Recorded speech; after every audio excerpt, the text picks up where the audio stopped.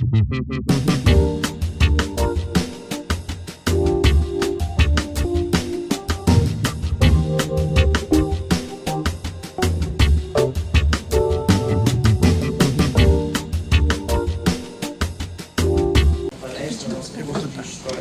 de História da Cartografia. Hoje quem vai estar conversando na tarde de hoje com a gente vai ser o professor Dr. Paulo Menezes. O Paulo tem graduação em Engenharia pela Academia Militar de Agulhas Negras, também tem graduação em Engenharia, Geodésia e Topografia pelo IME, tem mestrado também pelo IME, doutorado em Geografia pela UFRJ, onde hoje é professor associado da Universidade Federal do Rio de Janeiro. As áreas em que o professor atua principalmente são as áreas de cartografia, de sensoriamento remoto, de geoprocessamento, cartografia digital, cartografia histórica e também de toponímia. Tá? A gente vai seguir o mesmo padrão dos nossos outros encontros. O Paulo vai fazer uma apresentação e depois nós vamos abrir para debate, uma conversa, tirar uma discussão. Então passo a palavra, agradeço mais uma vez a presença de todos. Tá? A lista de presença está ali na mesinha do café, que na senhora depois, por favor, assina.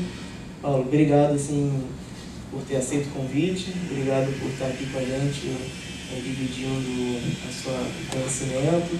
E mais uma vez, em nome do mais, te agradeço a sua presença. Ok, Leandro, muito obrigado. Pessoal, eu prefiro ficar em pé aqui, e aí eu vou distribuindo sem falar em microfone. Eu acho que o meu tom de voz... É bom, só que como a gente vai transmitir, seria legal para quem não está aqui, entendeu? Aí melhora realmente. Ah, tá tranquilo. Para ouvir quem está na internet. Uhum. Tá. Você pode segurar na mão o microfone, se quiser. Não precisa ficar na... pode. Isso, segura, é só apertar o botãozinho. Isso. Pronto. E agora? Ah, ótimo. Ok. Então vamos ver se é meio... pesadinho. Não é pesado, mas é desconfortável aqui. A gente está acostumado com o outro, mas tudo bem. Pessoal, muito obrigado, Leandro. Agradeço também a vocês, a Moema, ao Master, esse convite. Para mim é uma satisfação estar aqui, podendo transmitir um pouco dessa área de pesquisa que nós temos lá no Laboratório de Cartografia. Tá? Como ele falou, a minha formação é uma formação extremamente técnica, né? Engenharia, eu sou oficial do Exército também, depois engenharia de geodésia e topografia, passei boa parte da minha vida trabalhando na construção de mapas, cartas topográficas pelo Brasil inteiro. Depois eu fui um professor do Instituto Militar de Engenharia, também na área de engenharia cartográfica, e fui para o Fundão para trabalhar com cartografia. E de repente a gente começa a se entusiasmar com uma coisa chamada cartografia histórica. Principalmente, foi uma coisa que eu estava conversando aqui com a Dulce, quando eu cheguei no Fundão, eu recebi todas as mapotecas que estavam espalhadas em todo o departamento de geografia. E eu olhei e disse assim, bem, desculpem, mas vocês estão me confundindo um pouquinho, né? Mas como eu gosto de mapa. E a gente começou a mexer naquelas mapotecas e fomos descobrindo algumas raridades, como um mapa de 1833, feito à mão pelo Barão Duarte da Ponte Ribeiro. Depois, vários mapas do Brasil, aquela série de 1846, 1875, mapas do estado do Rio de Janeiro, mapas do estado do Rio Grande do Sul, São Pedro, tá? E aquilo ali começou então a chamar alguma coisa para a cartografia histórica, né? E hoje em dia a gente tem uma linha de pesquisa em que a gente privilegia Rio de Janeiro, o estado do Rio de Janeiro, a cidade do Rio de Janeiro e a toponímia histórica, tanto do Rio de Janeiro como da cidade, como do estado também. Alguma coisa do Brasil também a gente desenvolve, mas o Brasil ainda é muito grande para o nosso salto final. Então a gente está ficando por enquanto no estado do Rio de Janeiro. Mas esse tema de hoje aqui, eu vou mais ou menos apresentar aqui, talvez em uns 30 minutos, tal, para depois abrir os debates, e eu também fico à disposição de vocês para qualquer outra informação, qualquer pergunta a respeito da cartografia histórica, ok? Bem, esse trabalho, ele foi um trabalho que a gente começou a montar mais ou menos na época do primeiro simpósio brasileiro de cartografia histórica. E a ideia veio a partir dos vários nomes que o Brasil teve, né? Começando com a nossa terra de Santa Cruz, a ilha de Santa Cruz, terra dos papagaios, etc., etc., e finalmente Brasil. A gente disse, bom, mas peraí, existe, na época tinha havido o lançamento de um livro, em que o livro chamava-se A Ilha Brasil. É meio fantasioso, mas tem algumas coisas ali que são bastante interessantes. E nessa Ilha Brasil, ele dava a ideia que o Brasil tinha uma representação pré-colombiana. E aí a gente começou, então, a fazer uma pesquisa em cima disso. Eu vou apresentar neste sumário, seguindo esse sumário, fazer uma pequena introdução, depois falar das ilhas místicas, as ilhas fantásticas no Oceano Atlântico, e ver que o Brasil também tem ligação com essas ilhas místicas, com essas ilhas fantásticas. Depois o mito da Ilha Brasil, falando o Brasil na cartografia dos 300, na realidade o Brasil é representado na cartografia, melhor, o nome Brasil é representado na cartografia desde 1325. Falando um pouco do nome Brasil, as suas origens, a gente fala Brasil, pau-brasil, mas existem cerca de talvez uma meia centena de origens diferentes que o pessoal da linguística antiga trabalhava em cima dessa palavra, tá? E depois fazer algumas conclusões, pequenas conclusões, referências bibliográficas, e a gente termina então essa apresentação. O que a gente pode dizer então em relação ao uso do nome Brasil como nome geográfico? Ele possui diversas origens, diversas teorias sobre essas origens, e apresenta também algumas peculiaridades que a gente pode chamar de peculiaridades geográficas. Em primeiro lugar, ele não foi dado a um único território. Existem, o que acontece com a maioria dos nomes geográficos, mas existem diversos territórios em que o nome Brasil foi dado para eles. Depois, ele não foi dado também por ser um caso de crescimento do conhecimento natural de uma área, ou seja, uma evolução.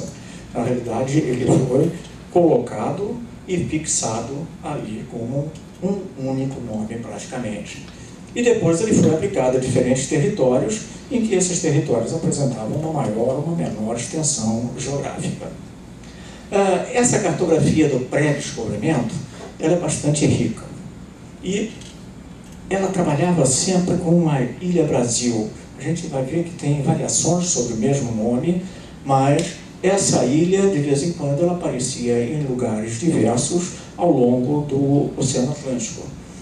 Às vezes ela aparecia lá na costa da Irlanda, depois ela ia para a costa da África. Era uma das ilhas errantes que existiam na época, né? O mapa de Angelino da Lordo, por exemplo, de 1325, um cartógrafo genovês, foi a primeira vez que o nome Brasil apareceu cartograficamente listado em um mapa. Tá? Outros cartógrafos, outros mapas também representam a mesma ilha. E depois também a gente vai ver que essas ilhas eram as ilhas místicas, eram as ilhas onde apresentam uma ilha chamada Brasil. E aí a gente também pode até extrapolar um pouco, porque quando o Brasil foi descoberto, o Brasil inicialmente era caracterizado como uma ilha.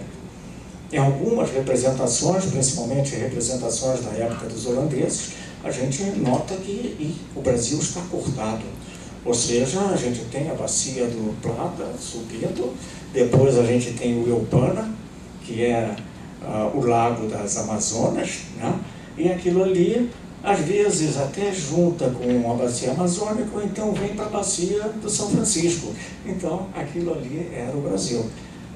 E, por incrível que pareça, a gente até o início do século XVIII, ainda havia essa estrutura do nome Brasil, ou da ilha Brasil, do Brasil ser ainda considerado uma ilha. Tá?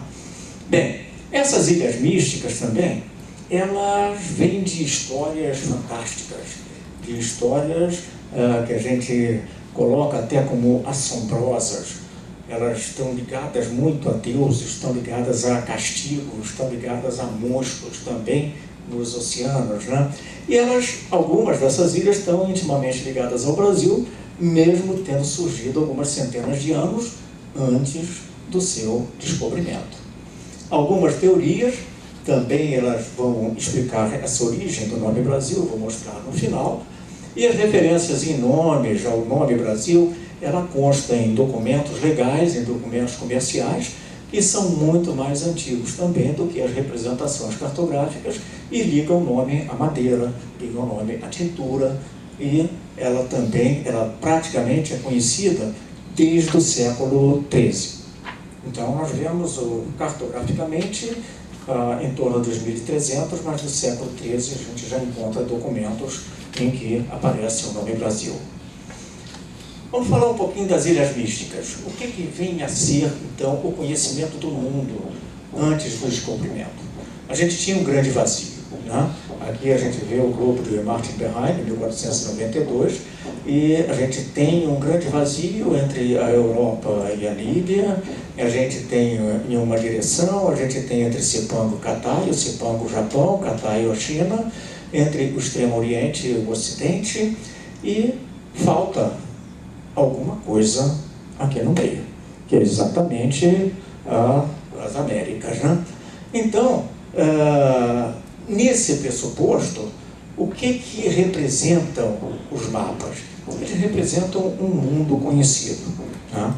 A gente pode ver que a história da cartografia ela está intimamente ligada a alguns eventos. O primeiro evento é exatamente o conhecimento geográfico e o aumento, o conhecimento da tecnologia de transporte. Porque quando a gente começa a partir do homem a pé, depois do homem na carroça, do homem a cavalo, da navegação, do barco, e aí a gente começa a estender esse conhecimento, a gente vai estendendo o conhecimento geográfico também. Aqui a gente vê também o mapa de Eratóstenes. Então, qual era o mundo conhecido? Europa, pedacinho da África aqui está o chifre da África, aqui uma parte da Ásia. O mapa de Aldrise tem uma característica interessante, porque ele é orientado para o sul está para cima, né? Ou melhor dizendo, o sul está para o norte, né? Então, a gente às vezes fica com um pouco de dificuldade para reconhecer aqui o que está sendo representado. E aqui um dos mapas de Ptolomeu de 180 depois de Cristo, em que a gente já vê uma maior extensão da Europa, uma maior extensão da Ásia também, da África, aqui da Ásia também, a gente já começa a ter a expansão do mundo. No imaginário, o que vai aparecer? Vai aparecer o desconhecido, e esse desconhecido era muito fértil em relação aos cartógrafos, geógrafos, navegadores e aqueles que queriam se aventurar no mar Atlântico. Então, a navegação era sempre para frente do mar Atlântico, porque parava-se no mar Mediterrâneo, ali por trás, né? E praticamente não havia uma navegação europeia ainda contornando a África e indo para a Índia, né? Então, o mar Atlântico era completamente desconhecido. Ele começa a se criar lendas, histórias, crenças, tradições em que povoavam esse vazio, né? Então, os monstros que existiam, além das terras conhecidas, os abismos que também iriam aparecer e o castigo de quem se aventurasse a seguir naquela direção do desconhecido. A última terra conhecida a oeste era a Bretanha, incluindo-se aí a Irlanda. Depois da Irlanda, nada era conhecido. A gente vai ter o Mare Tenebroso dos romanos, o Oceano Defeso dos gregos, e a gente encontra ilhas que faziam parte do Mar Tenebroso, em que elas eram imaginadas. Eram ilhas marcadas, mapeadas, além da Bretanha, e que na sua rota a gente ia encontrar uma série de demônios, tempestades, castigos, em que cada navegador que era impingido aí, além daquilo ali, sofria como se eles tentassem atravessar ou tentassem alcançá-las. Tá?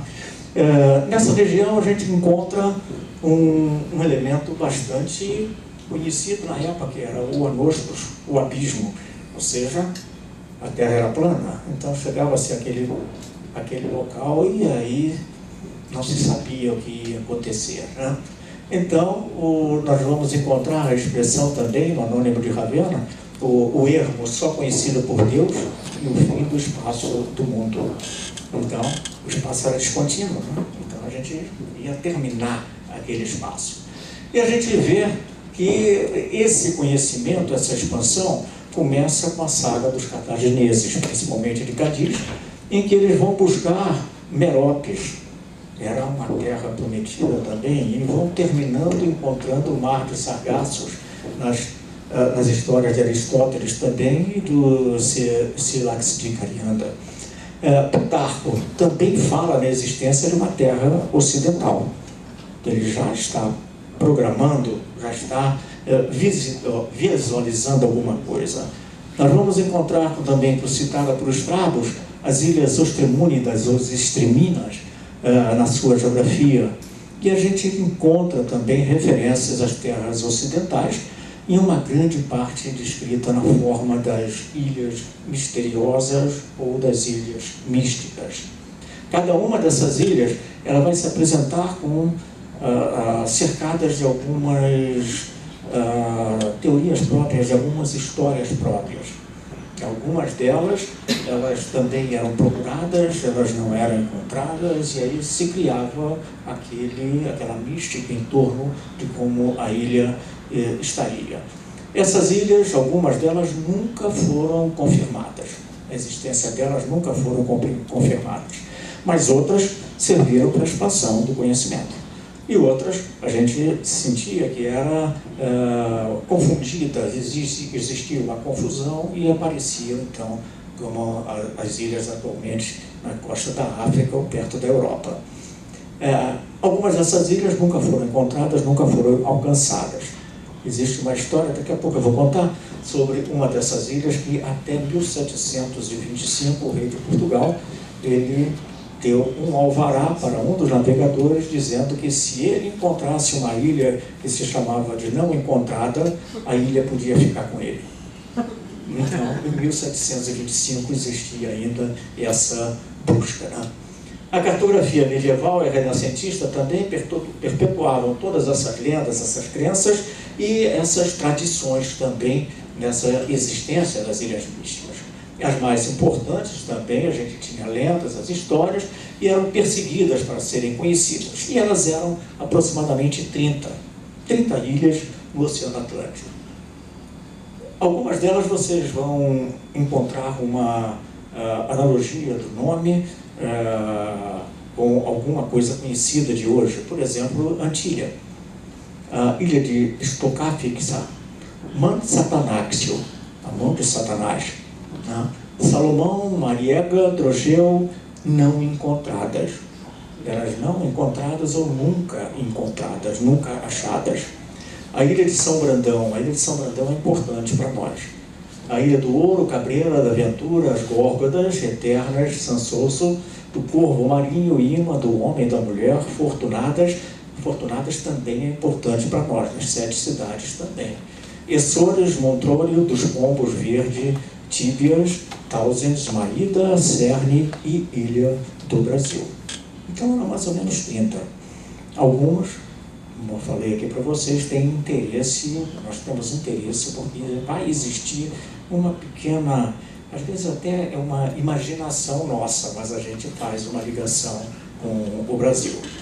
A Antilha, por exemplo, é representada com uma configuração típica em todos os mapas em que ela ficou representada. Essa representação típica é como se fosse um retângulo, um pequeno retângulo.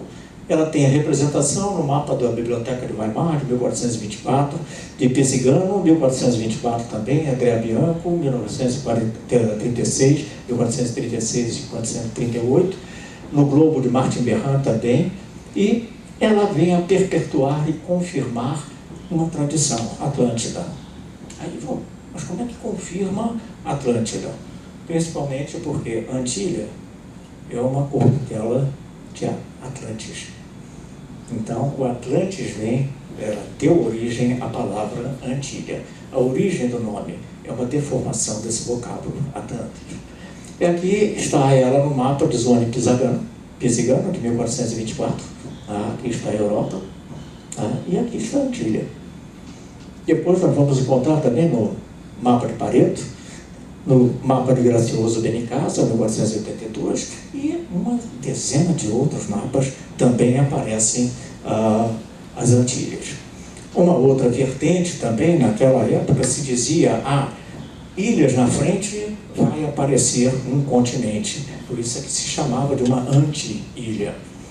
Então, toda navegação que se encontrasse uma ilha, todo o continente seria cercado por um cinturão de ilhas. Então, também tem essa vertente. Né? A existência da Antilha é muitas vezes citada também como sendo a Ilha das 7 Cidades. A Ilha das 7 Cidades era uma ilha sagrada em que existiam 7 cidades, cada uma com um elemento descrito em torno da felicidade, do amor, do pai, do filho, da mãe, etc., cada uma das cidades espalhadas por ali. Existe também uma versão em que o piloto português Alonso Sanches de Ulloa, após uma tempestade, ele foi dado em costas desconhecidas do oeste e passou essa informação para Cristóvão Colombo. Prova não existe, né? Mas é possível? Não sei. As ilhas não encontradas, nunca encontradas, apresentavam uma característica de fugir quando os navegadores se aproximavam. Então, eles não conseguiam chegar na ilha. Agora, isso também tem uma ligação com as ilhas errantes, já a visão que a gente tem de ilhas como Miragem, em que quanto mais você está se aproximando, ela está fugindo de vocês também. Então, é uma mitologia grega apresentando essas ilhas. Aí nós vemos a saga de Jasão também, eles navegavam pelas ilhas errantes, né? Então, era uma estrutura que já havia uma referência. A ilha de São Brandão, ela é conhecida como uma das ilhas não encontradas. A ilha de São Brandão, na realidade, ninguém nunca encontrou, mas ela sempre foi citada em uma série de literaturas, inclusive na literatura portuguesa. Ela era representada, era procurada pelos navegadores, também não encontrada, e ela vem da história de São Brandão. Ela vai se iniciar em cerca de 565 depois de Cristo, com as suas viagens de peregrinação e de evangelização. Então, São Brandão, ele cita a existência de uma série de ilhas. Na realidade, são sete ilhas que São Brandão cita como ilhas paradisíacas, ilhas infernais, ilhas promissoras, em que elas eram descobertas e serviram de morada para ele durante 7 anos. São Brandão desapareceu uma época, exatamente nesse período ele estava fazendo a sua peregrinação. Depois ele retornou e contou essa história, e essa história então ela foi adquirida pela literatura e ficou a história, mas ninguém encontrou nenhuma das ilhas de São Brandão. Acredita-se, só um detalhe, acredita-se que algumas dessas ilhas sejam as Ilhas Canárias, sejam as ilhas de Cabo Verde, sejam as ilhas ali na costa da África. Então, é uma possibilidade. Né? Algumas dessas Ilhas Canárias, Ilha Madeira, Cabo Verde, tal, exatamente isso que eu estava falando. Então, a lenda de São Brandão, ela chega em Portugal no século XIV. E ela tem uma referência de uma nova terra em que foi denominado como Ilha do Brasil de Brandão. Então, já teve uma corruptela do nome de Brandão para Brandão. Tá? E havia provas concretas na expedição do capitão real da Armada Portuguesa, Sancho Brandão, em que ele assumiu que ele ia encontrar as ilhas de São Brandão. Essa expressão, Brasil de Brandão, ela vai caracterizar uma possível origem celta, porque isso também está ligado a uma estrutura de ilhas fantásticas que existiam na literatura ou na mística celta também. Eram as ilhas promissoras, as ilhas da felicidade, as ilhas de Rai Brasil. Então, tem uma ligação entre eles. Né? A terra Repromissione Sanctorum é descrita no latim da lenda textual Peregrina di Sancte Brandani, em que denomina Ro Brasili ou Rai Brasil, terra feliz, terra da felicidade ou terra da promissão, descoberta por Brenan, descoberta por Brandão. Assim, a gente procura mostrar uma ligação com o Brasil. Obviamente que isso é uma forma meio pretensiosa nossa ou mesmo fantasiosa, né? Mas se a gente também não fantasiar um pouco, a gente não consegue ter a nossa estrutura mística envolvendo o nome do Brasil. Ela também foi representada na cartografia antiga, foi uma das mais representadas. O mapa de Hereford, elaborado por Richard Hannigan, no século XIII, entre 1275 e 1280, apresenta o nome da Ilha Fortunati de San Brandanis. Exatamente nesse trechinho que está aqui, a ilha está aqui representada. O mapa de Hereford, vamos dizer assim, é um dos primeiros mapas, quando nós estamos saindo daquela estrutura medieval para começar a uma representação mais característica da cartografia mesmo, né? Aquela representação dos mapas Teró, em que a gente tem uma cruz e a gente tem a Terra dividida em 4, com Europa, Ásia, África e Jerusalém. Então, era o que se representava nos mapas. Então, esse foi um dos primeiros mapas em que começa-se a representar realmente a estrutura do espaço geográfico conhecido. Algumas variações de nome que a gente tem também de Brandão, Saint de Brandão, Saint Brandão, Saint Brandon e até uma corruptela de Zambolondã. Aí a gente já começa a viajar, né? É uma viagem que a gente pode encontrar. Variações do lugar de representação, nós vamos encontrar no mapa de Angelino do Centro, 1339, Pizzigani, 1367, Beccario, 1426-1435, Andrea Bianco, 1436, 1448, Pareto, 1455, Benincasa, 1482, e o Globo de Martin Berheim, de 1492. Diversos outros também representaram a ilha de São Brandão. Agora vamos ver a Ilha Brasil, como é que ela estava na cartografia pré-colombiana. Essas referências são muito mais antigas do que a época da consolidação do nome, né? Como nome geográfico, nós vamos ter a representação em mapa em épocas completamente diferentes, anteriores ao nosso descobrimento, muito anterior também à consolidação do nome. A gente pode citar a existência de referências bibliográficas associadas a ilhas com nomes grafados segundo uma diversidade de formas. A gente vai encontrar não o nome como a gente encontra hoje, Brasil, mas a gente vai encontrar o Brasil com Z, a gente vai encontrar o Bersil, o Brasil com S em algumas, o Brasir, Brasil, Brasil, entre outras formas também, mas com o mesmo significado. E o significado, ele tem uma ligação direta com o pau-brasil. Tá? No século XIV, nós vamos encontrar essas ilhas assinaladas de uma forma impressionante. E isso daqui vai atravessar o tempo e vai perdurar praticamente até o fim do século XVI, do século XVII também. Século XVIII não, século XVIII já não tem mais a representação. E a primeira representação é o mapa do Angelino da Lorto, de 1325. Esse mapa pertence à coleção do Príncipe Corsini, na Biblioteca de Florença, na Itália. E aqui a gente pode ver a Europa, a Inglaterra, a Irlanda e um pontinho vermelho que está ali. É a nossa ilha Brasil, onde pela primeira vez ela apareceu.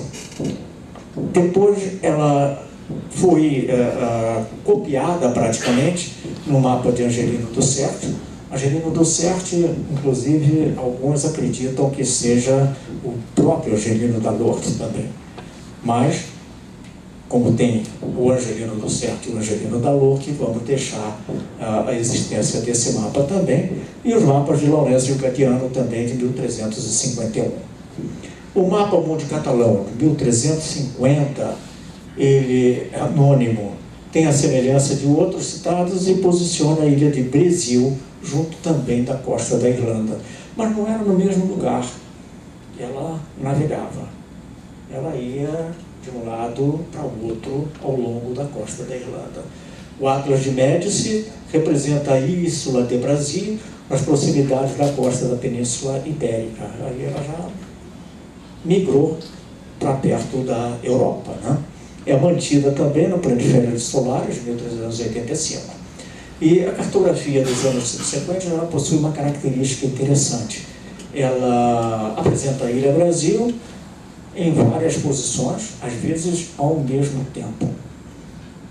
Ela vai ser representada na costa da Irlanda, na costa da Espanha, na costa da África, e com nomes semelhantes ou com nomes diferentes também. O mapa de Piscigano, 1367, registra 3 ilhas Brasil, sob o topônimo Ínsula de Brasil. Uma a nordeste, outra a oeste dos Açores e outra ao sul da Irlanda. Mas mantém aquela ilhazinha lá na Irlanda. E vai ser identificada essa última como a designação de Ínsula de Maiotlas Seu de Brasil. Esse nome aqui tem uma característica bastante interessante, porque Maiotlas e Seu de Brasil foi uma inscrição também encontrada nos maias. Agora, se significa a mesma coisa, isso a gente não pode dizer, mas que existe, a inscrição existe. Tá? Aqui o trecho do mapa de Piscigano, de 1367, a Ilha Brasil, a nordeste dos Açores, isso visto já no Atlas de Visconde de Santarém. Alguns mapas anônimos também, catalães, de 1375, 1384, eles vão representar a Ilha Brasil de uma forma geométrica diferenciada. Infelizmente, a gente não tem como ampliar isso aqui mais um pouco, porque a ilha é representada com uma forma circular, anelar, tá? Em que ela é cercada e dentro desse anel existem mais algumas outras ilhazinhas espalhadas ali por dentro. Então, não tem como a gente apresentar isso aqui, tá? 9 lagoas e 9 ilhas lá no centro. O mapa catalão, de 1375, Biblioteca Nacional de França.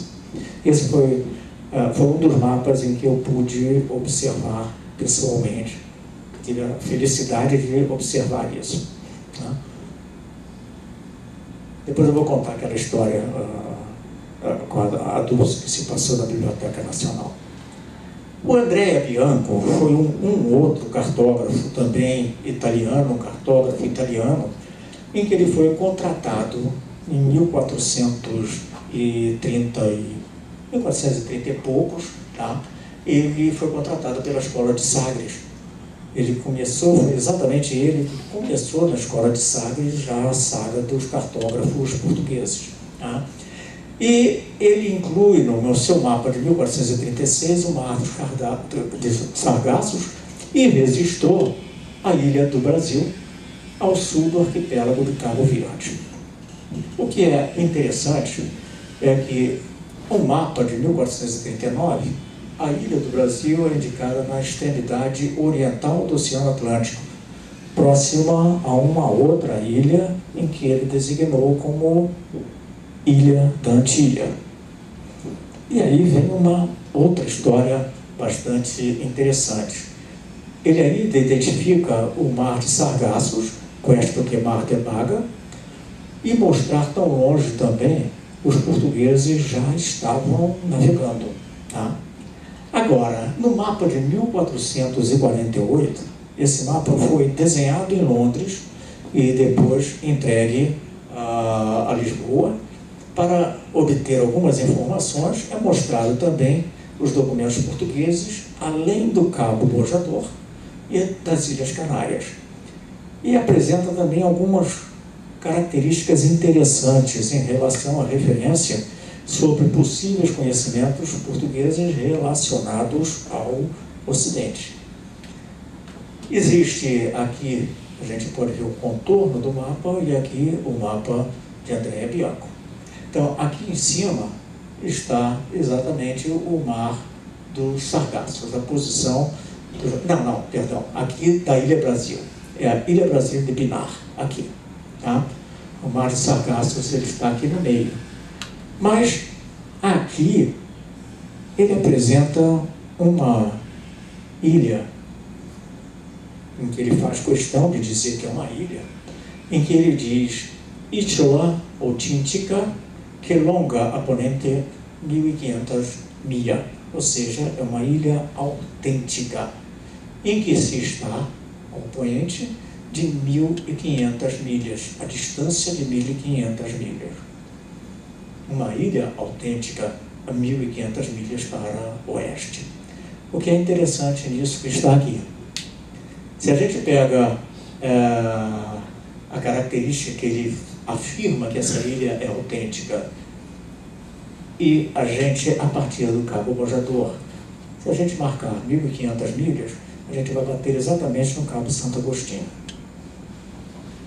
E aí a gente pergunta, será que os portugueses já não sabiam isso em 1448? Então, é uma suposição, né? Ninguém pode provar que sim, mas ninguém pode provar que não. Então, a gente lança a ideia e deixa para que o imaginário nosso fique percorrendo essas representações. Tá?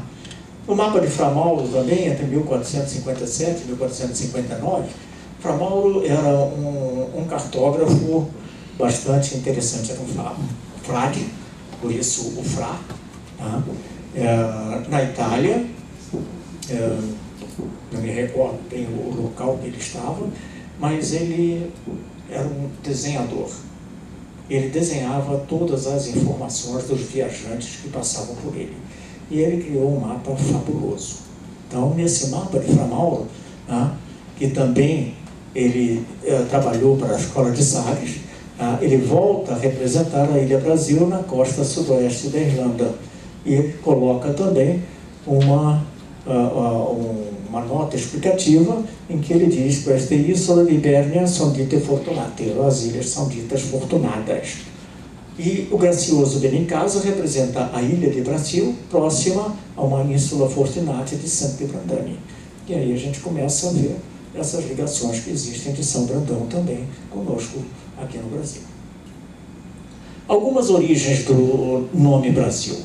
propriedades, utilização do pau-brasil na produção de tintura vermelha. Isso já era conhecido, já era difundido há bastante tempo antes do descobrimento. Tá? E nós tivemos também centenas de anos antes dos descobrimentos de Portugal. Há referências também ao pau-brasil, elas vão ser encontradas em documentos, antigas pautas alfandegárias, documentos alfandegários, nos séculos XII, XIII e XIV. A tinta vermelha era chamada de Praxidis, Brasília, entre outras formas, com uma referência bastante antigas atribuídas ao pau-brasil. O Muratori, numa descrição que ele faz de toda a literatura medieval, tratado de antiguidades, da Idade Média, acrescenta a época abordada do século XII as variantes de Brecil, Brasile e Brecile. Uma das hipóteses a mais aceita é exatamente a caracterização do nome geográfico do Brasil, ou fitotopônimo pau-brasil. Uma predominância na sua etimologia, do substantivo brasa, de origem germânica. O Desgand, filósofo historiador francês, em 1678, propõe que o nome seja oriundo do português brasa. Bernardino Ferraz de Campo associa esse termo Brasil às palavras indígenas do Tupi, o Ibira e Siri, significado pau eriçado. Basílio de Magalhães propõe origem aos termos Ibira-piranga e Imbita-pitanga, denominando pau vermelho. Em termos de sânscrito, nós vamos encontrar o Bradshita, adjetivos significando luzente, ou então pelo verbo praz, que significa luzir também. Adolfo de Maillard apresenta ela como oriundo de um termo toscano, chamado versino, que é derivado do veneziano versa, em que tem o significado de lasca, mas lasca de madeira. Antônio de Souza Coimbra assinala a origem do termo aríaco Brasil, significando terra grande, contraído para Brasil. Então vocês estão vendo que tem uma série de teorias a respeito da criação do nome. Né? Meyer-Liebig dá origem ao termo árabe vars, traduzindo por cúrcuma, um tipo de planta corante, também como predecessor e origem do toscano, toscano versino. Francisco de Magalhães Castro apresenta o grego brasen, traduzido por ferver. O Conradant propõe as palavras irlandesas Rai Brasil, Ro Brasile, denominando a ilha do Oceano Atlântico cartograficamente presente nesses mapas que nós citamos. Né? Monsenhor Pergo também apresenta raízes celtas com os componentes bres e ail da palavra pressail. E a gente vai encontrar origens ainda na palavra germânica bras, traduzida por carvão, e aderente ao Brasil com S pela provençal Brecil, traduzido por coisa fragmentada, e na palavra francesa Brésil, que também possui o significado do pau-brasil. Então nós vamos encontrar essas diversas origens. A gente pode verificar que a grande maioria delas gira em torno dessa associação direta com o pau-brasil, que no início do período colonial brasileiro, 1500 a 1530, teve uma intensa extração por parte dos europeus, não só dos portugueses, e a sua disseminação também na Europa. Então, a associação do nome da madeira ao nome da colônia de Portugal é praticamente irrefutável em todas essas denominações, dessas teorias de criação do nome da língua. Algumas conclusões que eu queria apresentar aqui para vocês em relação a isso que eu trouxe.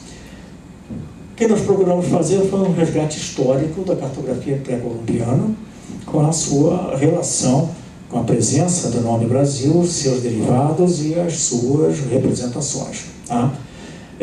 Isso já foi amplamente estudado.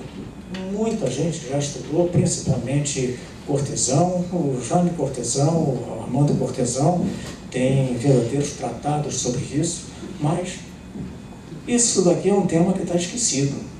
É um tema que, hoje em dia, raramente a gente vê alguém tratando sobre isso. E eu digo que não está esgotado. Tem muita coisa ainda que a gente pode pesquisar, muita coisa que ainda está escondida. Tá? vai depender de onde a gente buscar essas informações. Tá? Não é verdade, então, que isso esteja esgotado. Existem ainda milhares de documentos que a gente pode consultar. E a gente tem uma resposta às questões da influência catalã, italiana, e praticamente o aparecimento da cartografia dita portuguesa após esses grandes descobrimentos. Né? Após o descobrimento da América, o descobrimento do Brasil e as viagens de Vasco da Gama. Gente, com isso eu encerro algumas referências bibliográficas que a gente encontrou, que procuramos trabalhar isso aqui com vocês, e eu gostaria de lembrar o 7º Simpósio Luso-Brasileiro de Cartografia Histórica, de 21 a 23 de novembro, no Arquivo Nacional, com os nossos apoios, principalmente o FMG, o PPGG da UFRJ, o Arquivo Nacional, que está nos cedendo o espaço, né? E o meu laboratório também está lá, presente por lá. Então, eu fico à disposição aqui de vocês para qualquer pergunta, não só sobre isso, mas também sobre cartografia histórica, em que eu possa ajudar em alguma coisa. Tá? Muito obrigado.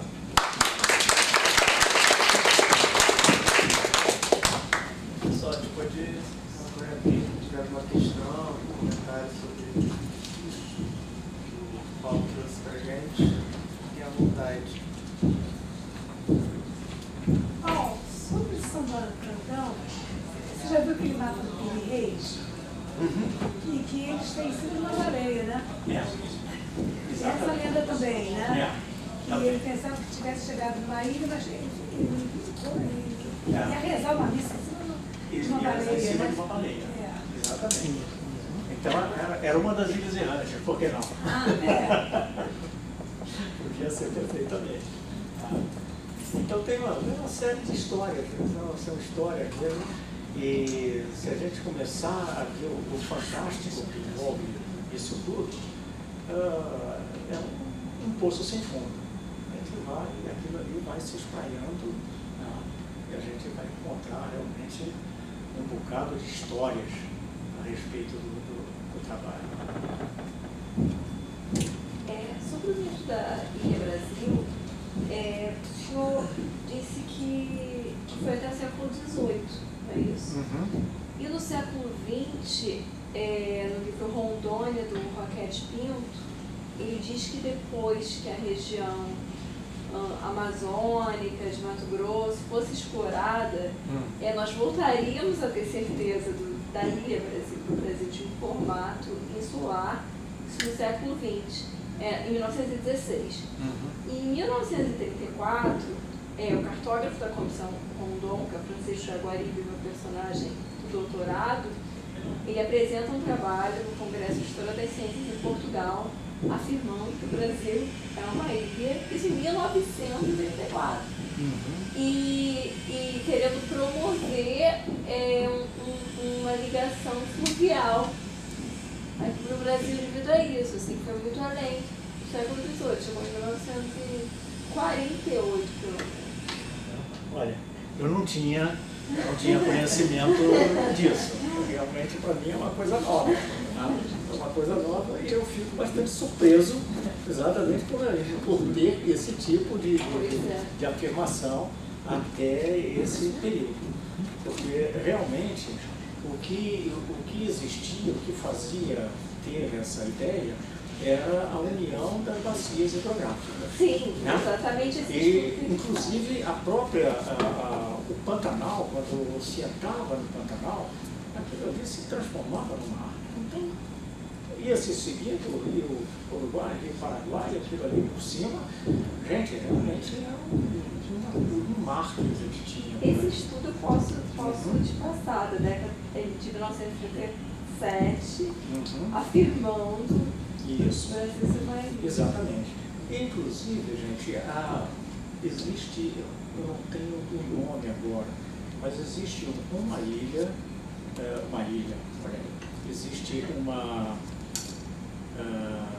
uma lagoa em que ela fica formada durante a época de seca, no Pantanal, e durante a época das cheias, ela se une. Então ela fica completamente livre ali.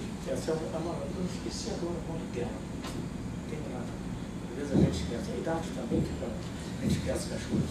Mas essa lagoa é uma das possíveis origens do Rio Pana, tá? Que era a lagoa que ficava ali no meio e que faria a ligação com as outras bacias. Existia uma teoria da ligação com a bacia amazônica, tá? E a ligação com a bacia do Rio São Francisco. Uma outra questão também, pode ser que os portugueses tenham utilizado, por exemplo, até o século XVIII, esse mito para legitimar um território, porque avançando para o Tratado de Madrid, porque quando você tem acidentes geográficos, divisões com rios, muitas vezes os territórios são divididos ali. Existiu por parte de Portugal? Não existiu. Não existiu, porque inclusive nos mapas que foram desenvolvidos pelo Tratado de Madrid, os mapas de confins do Brasil, né? Primeiro nós tivemos o mapa de 1746, que foi feito pelo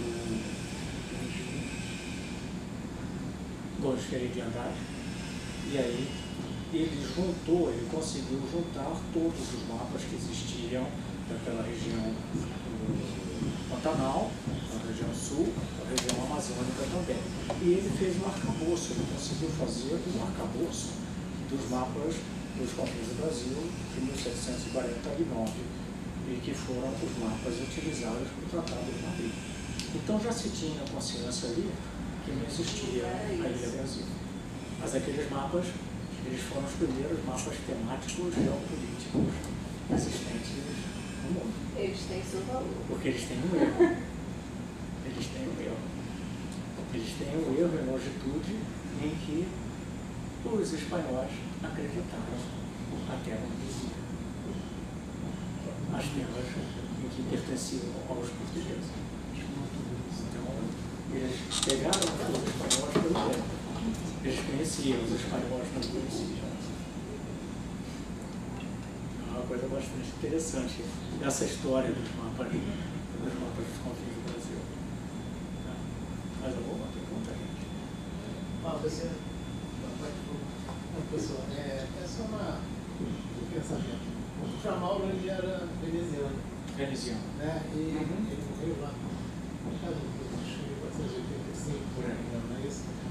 E Colombo também era veneziano. Talvez tenha a possibilidade de Colombo ter tido conhecimento e contato direto com esse mapa do Frei Mauro e 7 anos depois que ele morreu, chegado até as Américas utilizando essas informações que o Frei Mauro tinha. Possivelmente. Gente, é uma pergunta que eu faço. Alguém aqui acredita que o Colombo descobriu a América? Por isso que eu falei chegado, eu não acredito no descoberto, chegado. Alguém acredita que Pedro Álvares Cabral descobriu o Brasil? Show. Pronto. Mas talvez seja mais uma coisa assim, de ter esse conhecimento nebuloso, assim, ter várias possivelmente informações. Conhecimento nebuloso, ou tem havido já alguma coisa e foi feita a confirmação. Né? Exatamente a confirmação.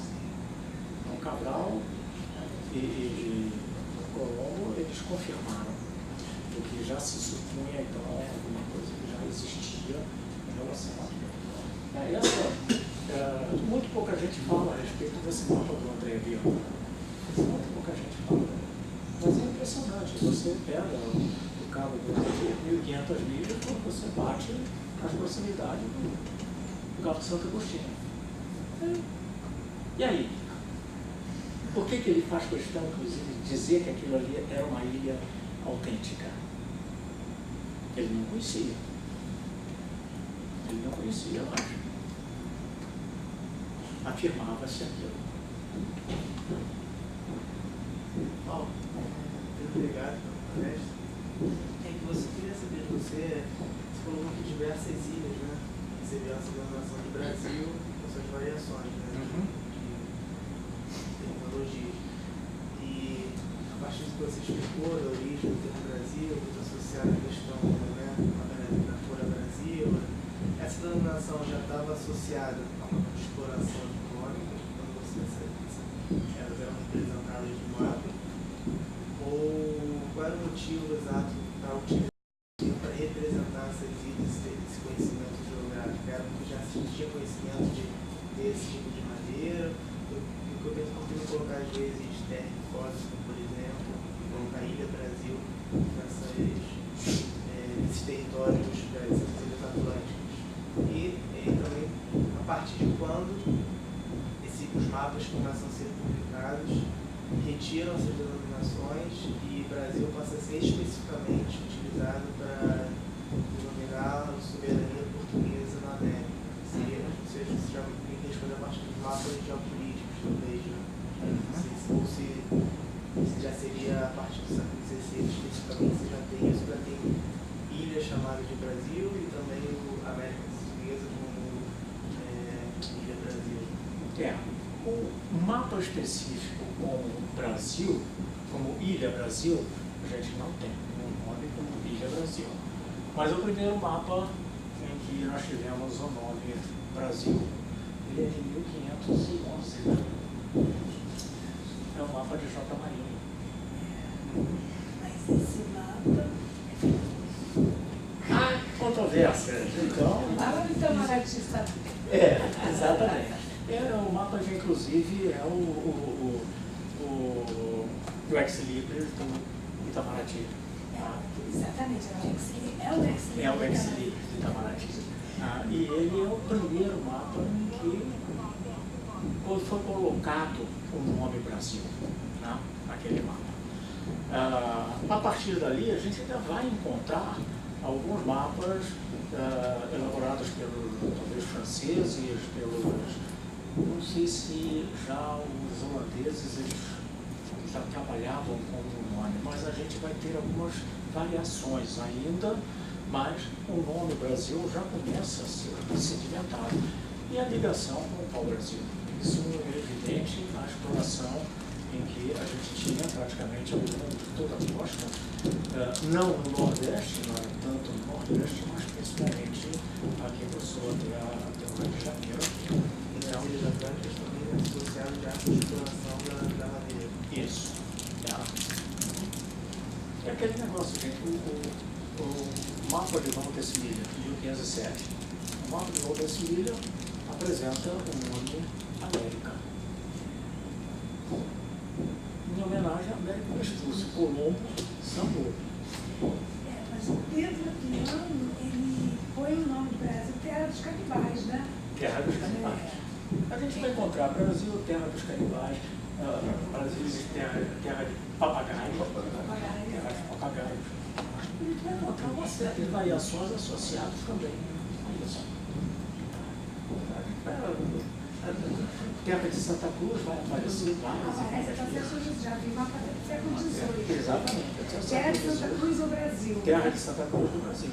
Exatamente. Então, a gente vai encontrar ainda variações e outras, mas o Brasil vai estar presente.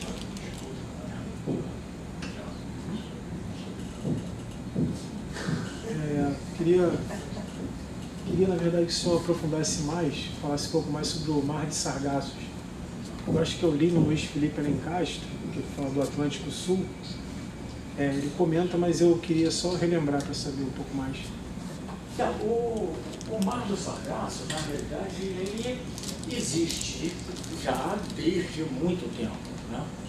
Então, inclusive, era, até pelos navegadores, ele era, vamos dizer assim, o pessoal não queria atravessar o Mar de Sargasso, por dois motivos. Primeiro, que era um lugar de calmaria.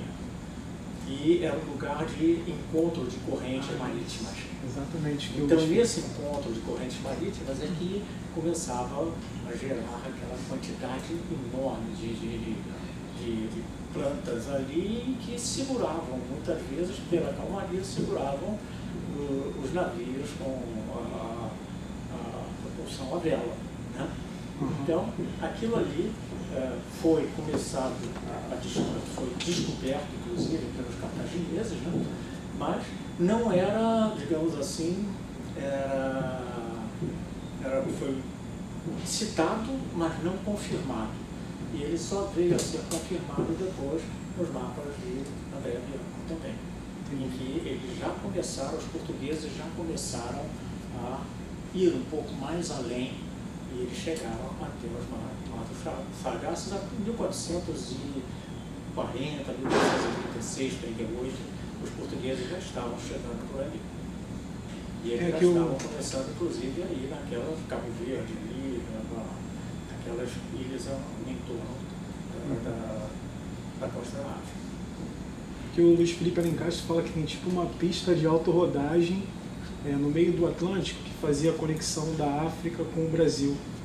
Aí, nessa pista de autorodagem era como se as embarcações pudessem descer para o Rio de Janeiro, ir a Angola e nas correntes aí depois voltavam para o Rio de Janeiro, facilitando as trocas. Aí ele fala que isso ocorre no hemisfério sul, no hemisfério norte também. Esses encontros de correntes, né? É uma convergência de correntes, né? Inclusive, a rota que eles faziam, eles saíam de Portugal, eles iam descendo até uma determinada latitude. Diga-se em passagem, latitude nunca foi problema de determinação. Sim. Nunca. O problema era a longitude. Esse era o problema. Então eles iam descendo até uma determinada latitude e eles pegavam essa corrente que passava por ali, tá, e jogava para a costa aqui do Brasil. Exatamente foi a mesma, talvez a mesma corrente que, não sei se foi a mesma corrente que Colombo pegou, porque Colombo foi mais acima, né? Colombo pegou na parte do Golfo México ali. Agora, na costa brasileira, todos faziam isso, desciam até encontrar a corrente que vinha do sul e eles iam bater Salvador, Olinda, Recife, exatamente aquela área toda ali. E ela fazia, na realidade você tem uma bifurcação. Você faz isso aqui, ela vai aqui pegando a costa brasileira, do Nordeste, ali por cima, Fortaleza, indo lá para frente, e a outra que desce aqui, pegando a nossa costa. Então, é interessante, se alguém tiver alguma curiosidade nisso, existe um livro do Cortesão, ele explica exatamente toda essa estrutura da utilização das correntes pelos navegadores portugueses. Sabe o nome do livro? Não tem o título de cor. É do Jaime Cortesão. É capaz, não sei se tem aqui. Depois eu dou uma olhada aqui, pode ser que tenha nesse conjunto aqui do Cortesão. Tá? Mais alguma pergunta, gente? Obrigado, Paulo, mais uma vez pela sua aula, pelas reflexões. Nos encontramos também no Simpósio Luso Brasileiro, de Geografia Histórica. Pessoal, semana que vem a gente vai ter a palestra da Maria Lúcia, do Zé Luiz também, do Wilton. Acho que eu vou trazer meus alunos aqui também. Sobre, vai trabalhar os arquivos cartográficos, principalmente da Biblioteca Nacional, do Arquivo Nacional. Deixei a lista de presença, a lista de assinantes, eu esqueci de contar a história da Dulce. É a história. É a história. Meus alunos lá fazendo uma visita para a Dulce. E a Dulce falou assim, o que eu vou mostrar para você? O Atlas de Ptolomeu. E a Dulce falou assim, o Atlas de Ptolomeu. Abriu aquilo ali. Eu olhei para ela e disse assim, Dulce, desculpe, vou fotografar, vou partilhar no Facebook, tá? E eu vou fazer isso aqui agora.